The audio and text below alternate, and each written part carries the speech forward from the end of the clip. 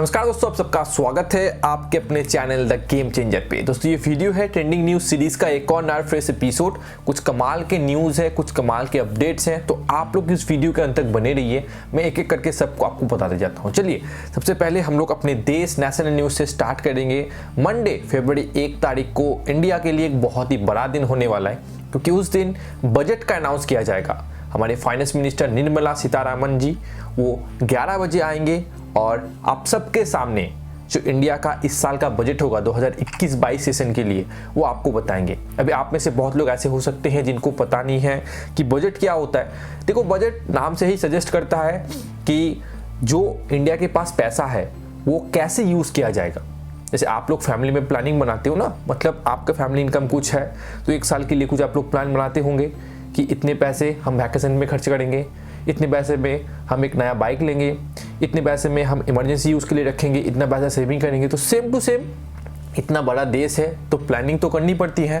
पैसा तो अनलिमिटेड नहीं है, लिमिटेड पैसे होते हैं। उसको एक साल के लिए कैसे यूज़ किया जाएगा, कौन कौन से सेक्टर पे इन्वेस्ट किए जाएंगे, वो सब अनाउंस किया जाता है। तो 2021-22 के लिए क्या प्लान किया गया है, किस सेक्टर में कितना पैसा जाएगा, उसका अनाउंसमेंट अभी फरवरी 1 तारीख सुबह 11 बजे आपको पता चलने वाला है। हमारे finance minister Nirmala Sitharaman live आके आपको बताने वाले हैं। और इस साल का बजट सेशन बहुत बड़ी इसलिए भी है, बहुत ज़्यादा इंपॉर्टेंट इसलिए भी है क्योंकि 2020 में पैंडेमिक आया था, लॉकडाउन था, बहुत सारे बिजनेसेस बंद हो गए थे, सब लोग घर बैठे थे, इनकम बहुत ज़्यादा कम हुआ।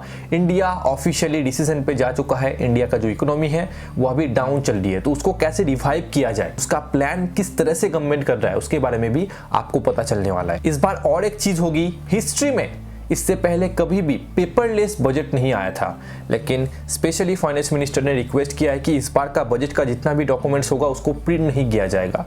पैंडेमिक को मद्देनजर रखते हुए इस बार का बजट पेपरलेस होने वाला है। स्टॉक मार्केट पे भी बहुत सारा उथल पुथल देखने को मिलता है साल के इस दौरान, क्योंकि बहुत लोग प्रेडिक्ट करके रखते हैं, उसके बाद में ऑलरेडी पहले से कुछ पैसे इन्वेस्ट कर देते हैं, और अगर उनकी बात चल जाती है, यानी कि वो जैसे प्रेडिक्ट किए थे उस हिसाब से बजट का अनाउंस होता है, तो बहुत फायदे कमाते हैं जो लोग प्रो इन्वेस्टर हैं। तो पिछले कुछ दिनों से जो सेंसेक्स और निफ्टी एकदम भाग रही थी, सेंसेक्स 50,000 मार्क को टच किया, निफ्टी 14,000 मार्क को टच किया, लेकिन लास्ट 4 दिन में 4-5 ट्रेडिंग सेशन पे पूरा बिल्कुल नीचे आ गया। सेंसेक्स तो 6% नीचे आ गई। तो जो बजट अनाउंस होगा वो स्टॉक मार्केट को भी बहुत ज़्यादा इफेक्ट करेगा। बहुत सारा सेक्टर जैसे ट्रैवल या फिर टूरिज्म सेक्टर कह लो, जो कि सबसे ज़्यादा हिट हुआ था पैंडेमिक के चलते, होटल्स वगैरह बिल्कुल बंद हो गए थे, फ्लाइट्स तो बैन ही था। तो ट्रैवल एंड टूरिज्म सेक्टर जो है वो एक्सपेक्ट करेंगे कि गवर्नमेंट उनकी तरफ देखे, क्योंकि 2020 में उनकी कमाई बिल्कुल भी नहीं हुई है, तो गवर्नमेंट की तरफ से उनको थोड़ी बहुत मदद मिलनी चाहिए।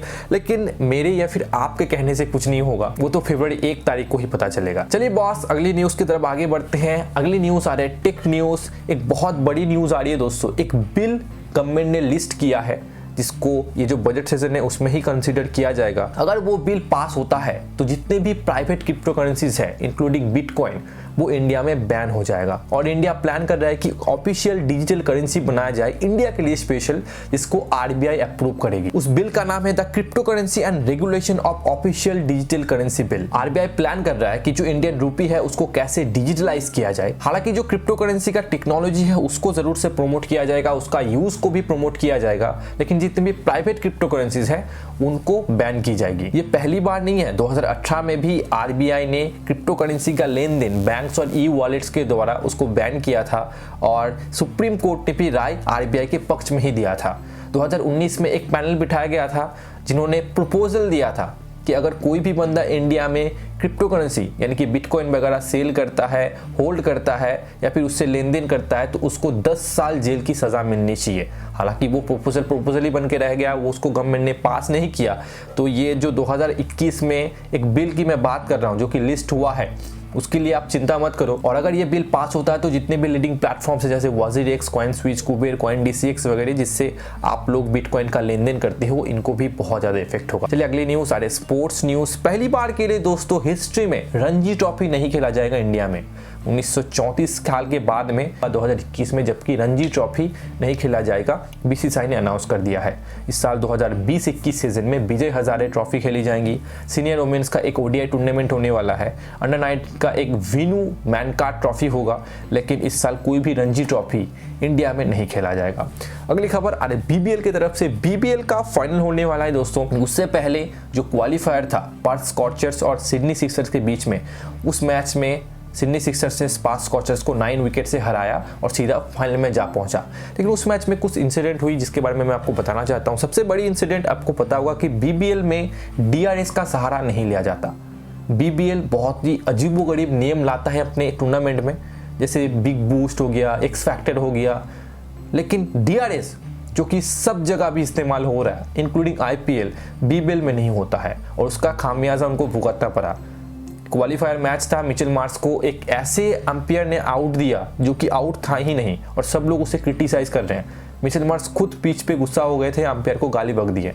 तो सब लोग अभी यही चीज बता रहे हैं कि बीबीएल में आप लोग अजीबोगरीब नियम को इंक्लूड कर रहे हो तो डीआरएस को क्यों नहीं इंक्लूड कर रहे हो। दूसरी चीज जो हुआ, जेम्स बिन्स 98 रन पे बैटिंग कर रहे थे। टीम को जीत के लिए चाहिए थी 1 रन, उनको सेंचुरी बनाने के लिए चाहिए थी 2 रन। सब लोग एक्सपेक्ट कर रहे थे कि जेम्स बिन्स चौका छक्का मार के अपने टीम को जीत दिलाएंगे और अपना सेंचुरी पूरा करेंगे, लेकिन ऐसा नहीं हुआ। एंड्रू टाई ने क्रिकेटिंग स्पीड दिखाए नहीं, उन्होंने एक वाइड बॉल डाल दी जानबूझ के और सब लोग इसको भी सोशल मीडिया पे क्रिटिसाइज कर रहे हैं। अगली खबर आ रही है एंटरटेनमेंट के सेक्शन से। केजीएफ चैप्टर 2 का रिलीज डेट अनाउंस हो चुका है। इस साल 16 जुलाई को रिलीज होने वाला ये फिल्म इस साल का सबसे बड़ा मूवी होगा, क्योंकि सब लोग इस मूवी से बहुत कुछ एक्सपेक्ट कर रहे थे। चैप्टर 1 इतना ज्यादा हिट था, तो द यस ब्रांड है अभी वो केजीएफ चैप्टर 2 मूवी दिखने वाला है उनके तरफ से आपको थिएटर में 16 जुलाई 2021 को। अगली खबर आ रही है चिरंजीवी लीड फिल्म आचार्य, जो कि बहुत ज़्यादा एंटीसिपेटेड मूवी है, क्योंकि उस फिल्म में आपको चिरंजीवी और उनके बेटे रामचरण दिखने वाला है, दोनों बाप बेटे एक साथ में। तो उस मूवी का भी टीजर आउट हो चुका है, उस मूवी का रिलीज डेट आ चुका है, मई 13 को ये मूवी रिलीज होगा थिएटर में। तो चिरंजीवी और रामचरण की तरफ से आपको एक hit film to be expected दिखने वाला है थिएटर में मई 13 को। चलिए, मुझे मेरी वीडियो बहुत पसंद आएगा, मिलते हैं अगले वीडियो में के लिए खुश रहिएगा।